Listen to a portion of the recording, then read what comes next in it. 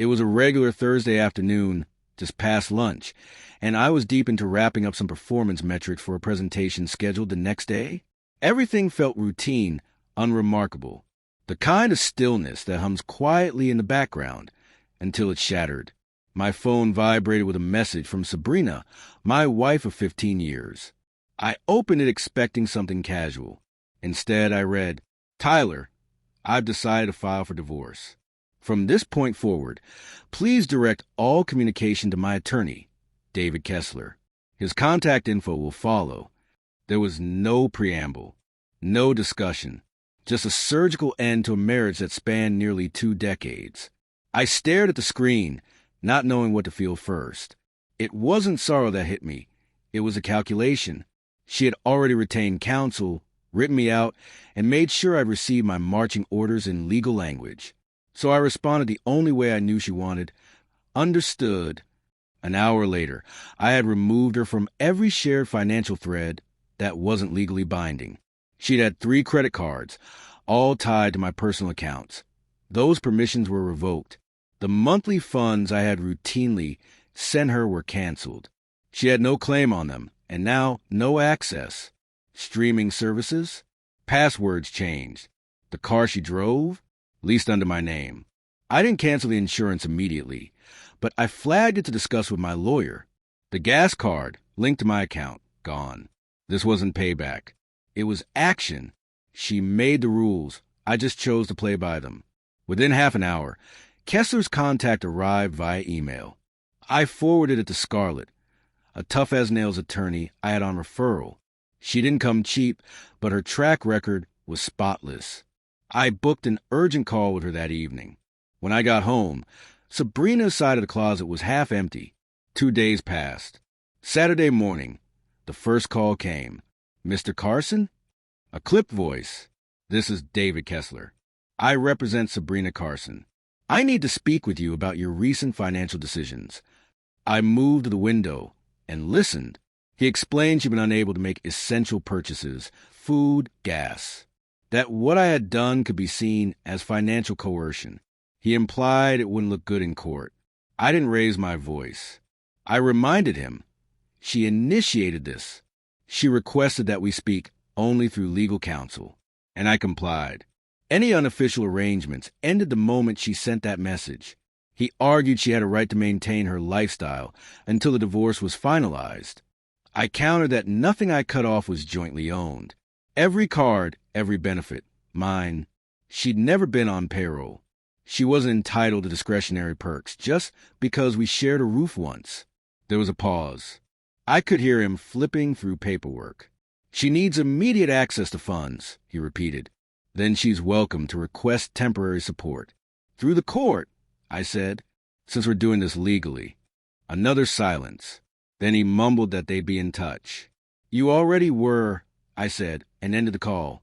I immediately rang Scarlett and walked her through everything. She asked a few sharp questions, then said simply, "You're doing exactly what you should. There's no obligation. If he files, we respond." Before ending the call, she added something that lingered with me. "You didn't panic. That's rare." She was right. I wasn't panicking. I was taking control. That night, I started treating the situation for what it had become. Not the breakdown of a relationship, but a legal procedure. I documented everything. Emails, account closures, conversations, evidence. Wednesday night, my phone lit up again. This time, it was Elena, Sabrina's sister. "Tyler, what the hell are you doing?" she snapped. "She's on my couch crying. Can't even buy groceries. You just cut her off. She told me to communicate through her lawyer." I said, "She didn't mean it like that." "Yes, she did. She made a legal decision, and I'm respecting it. She thought you'd at least support her until this was sorted. She never asked. She filed first. She shut the door, not me." There was silence on the line. "She's still your wife. Technically. Emotionally, she ended that part the moment she ghosted me from my own life. She said you were distant. Cold. Maybe. But I didn't vanish with a lawyer and a one-line message." She had nothing left to say. The next day, A bank notification pinged my phone. An attempted withdrawal from an old joint account we'd forgotten about. Barely $700 in it. But the bank flagged it and froze the account due to suspicious activity. I went in the next day, explained the divorce, and asked them to lock it entirely until further court direction. Scarlett was pleased. It paints her as evasive. She's not waiting for support. She's scavenging. That's bad faith, she told me. Soon after, we got a court date for an emergency support hearing. I arrived dressed sharp, but not too sharp. Navy suit. No tie. As Scarlett had advised, respectable, not aggressive. Sabrina sat across from me, hair pulled back, pale withdrawn, no eye contact. Kessler went first, passionately arguing I had left her destitute, that she had no access to resources, that she had relied on me for everything, and I had cruelly cut her off. Scarlett stood with her usual grace. She submitted Sabrina's original message, her demand that all interaction go through legal representation. She showed bank records confirming none of the accounts were jointly owned. She was an authorized user, not an owner. She placed more documents on the table. My client continued paying for the home, utilities, her vehicle lease, and insurance. He removed non-essential luxuries, not her livelihood. Kessler tried to argue her dependency, but the judge, sharp-eyed and direct, turned to Sabrina. Did you attempt a conversation about finances before that message? I didn't feel safe. Did he threaten you? No. Did he try to speak to you? I didn't give him the chance. That was the moment things turned. The judge granted basic support, just enough to cover essentials. No back pay, no fees, no extras. Then HR called. Someone had filed a complaint at my workplace, alleging I was misusing work systems for legal matters and being emotionally disruptive. The timing was too neat. In the HR meeting, I calmly laid out my digital trail. Only personal devices used. No company property involved. My manager backed me. The matter was closed with no action. I called Scarlett immediately. Retaliation, I said. She didn't disagree. That night, Sabrina broke her own rule. A text appeared on my phone. Please don't take the car. I got the notice. I needed to get to work. Can we talk? Work? That was new. I took a screenshot, sent it to Scarlett, and replied, as per your request, please direct all communication through Mr. Kessler. The vehicle was still leased in my name. Scarlett had already notified them.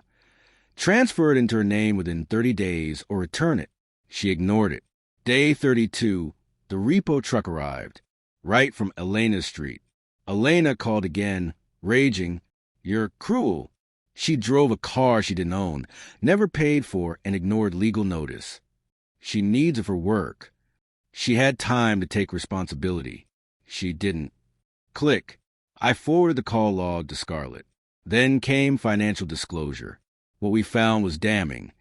Sabrina had hidden a separate savings account, funded by her parents. Not millions, but enough to matter, enough to have lied. Kessler tried to argue it was separate property. Scarlett grinned. It was grown during the marriage. She concealed it. That's leverage. The court granted me exclusive use of the house. I began prepping it for sale. Every lie, every evasion, every backdoor move Sabrina had made was unraveling. Eventually, we were scheduled for trial. But 2 weeks before, Kessler folded. The judge had seen enough. We settled. House split 60/40ths, my favor. Short-term support capped at 18 months. No retroactive money. No legal cost coverage. Her secret fund was protected as separate property, but flagged to avoid future claims. The car? Still mine. Sabrina moved into a modest apartment. Freelance gigs, according to mutual contacts. Most of her savings were gone. So were most of the people who cheered her on. I never received an apology. Months later, I ran into Elena at a coffee shop. She hesitated but walked over. She talks about you, she said softly. Says she handled it badly. The message, the lawyer, she regrets how she did it. I asked, does she regret the decision? Elena paused. I'm not sure. I nodded, because I knew the truth. The signs had been there. Her silence, her coldness. But I didn't leave. I didn't cheat. I didn't disappear. I stayed, waiting for her to speak. She never did. Scarlett had said something early on that rang in my ears now. Most people don't want closure. They want control. And when Sabrina couldn't control the ending, she lost the narrative. She chose the rules that ended the marriage. I just chose the ones that ended the game.